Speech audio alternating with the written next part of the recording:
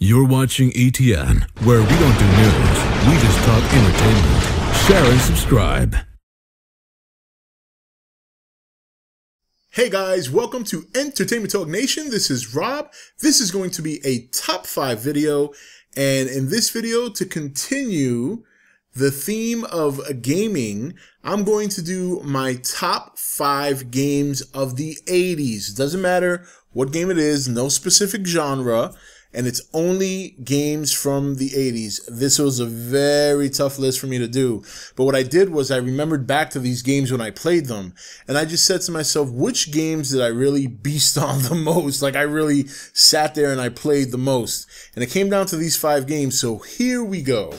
At number 5, Altered Beast for the Genesis. Man, this game was so much fun. And it was even more fun if you had somebody to play with. And what made the game cool was that there was 5 levels in the game, and each level you turned into a different, like, humanoid type monster. Like in the first level you would turn into a werewolf, and then the next level you turn into like a dragon, then you turn into a bear, a tiger, and then eventually a gold werewolf in the final stage. And it was always cool to play this game, and you know, you had to save Athena, Zeus sends you on a mission, so it had some mythology in there. But it was a lot of fun. It was a straight beat 'em up, collect the spirits, and then like your character had like different levels of getting bigger. So like he'd start off looking like a regular dude, then he'd get some, you know, power-ups, then he'd get muscular, then he'd get power-ups, then he'd get muscular again. Meanwhile, he ends up being brolic, like this guy's look like Arnold Schwarzenegger running around. And then you would turn into, then the last stage would be the monster, and then depending on which stage you were, like I said, you would turn into either a werewolf, dragon, bear, tiger, or a golden werewolf. And it was a great game, so much fun. And since I'm getting back into retro gaming, that is definitely one game I'm going to pick up when I get my Sega Genesis console. For those of you on the nation, you guys are aware that I decided after a year of thinking about it and deciding, and now that I'm working on my own little room / studio room in the house, I feel much more comfortable having these things without worrying about my kids trashing them. So that's number 5, Altered Beast. So at number 4, it's going to be Ghosts and Goblins. Yes, Ghosts and Goblins.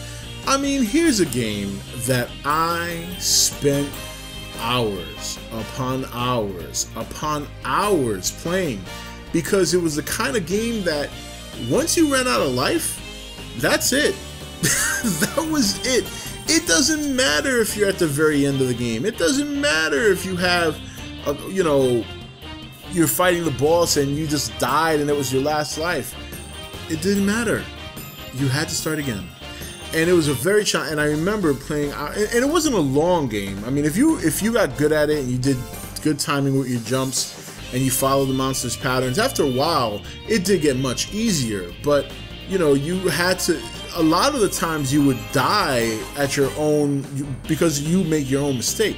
You didn't time your jump well. You knew that damn demon was going to fly down and dive at you. Why did you get too close? So, and once you figure those things out, then you progress and you progress and you progress.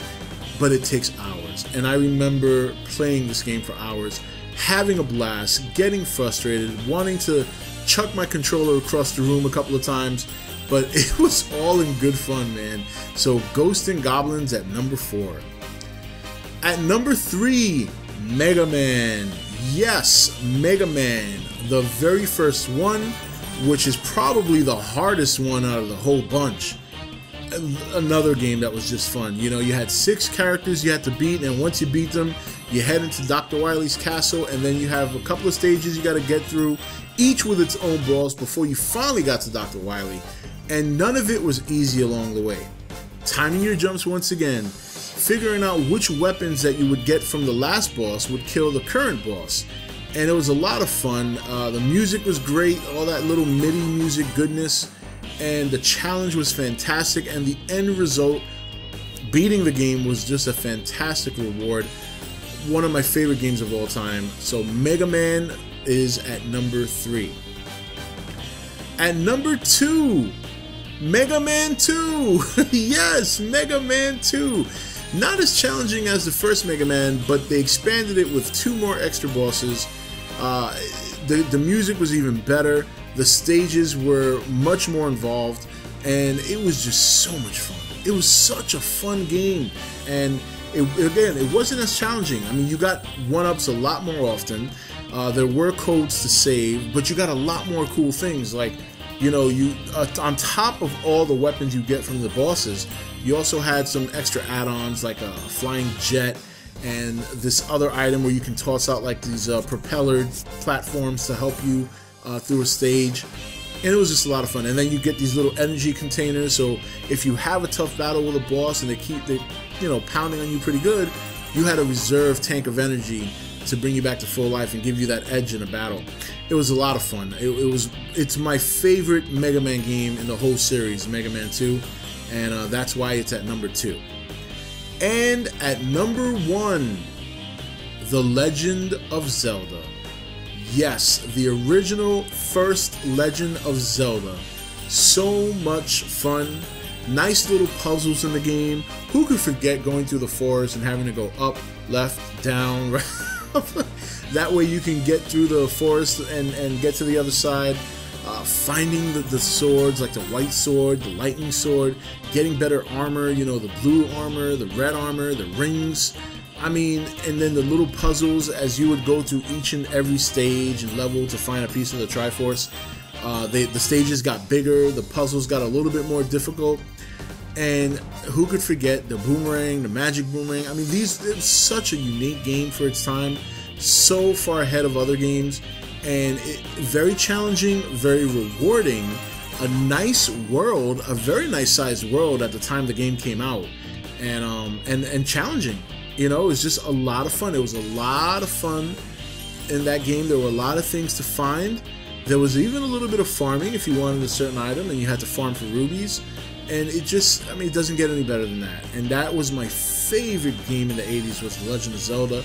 It gave me hours and hours of fun. I played it multiple times. And that's why it's number 1 on my top 5 games of the 80s. This is Rob signing off for E.T.N, where we don't do news, we just talk entertainment. Take it easy. Thank you for watching E.T.N. Don't forget to subscribe and join the Nation Facebook page.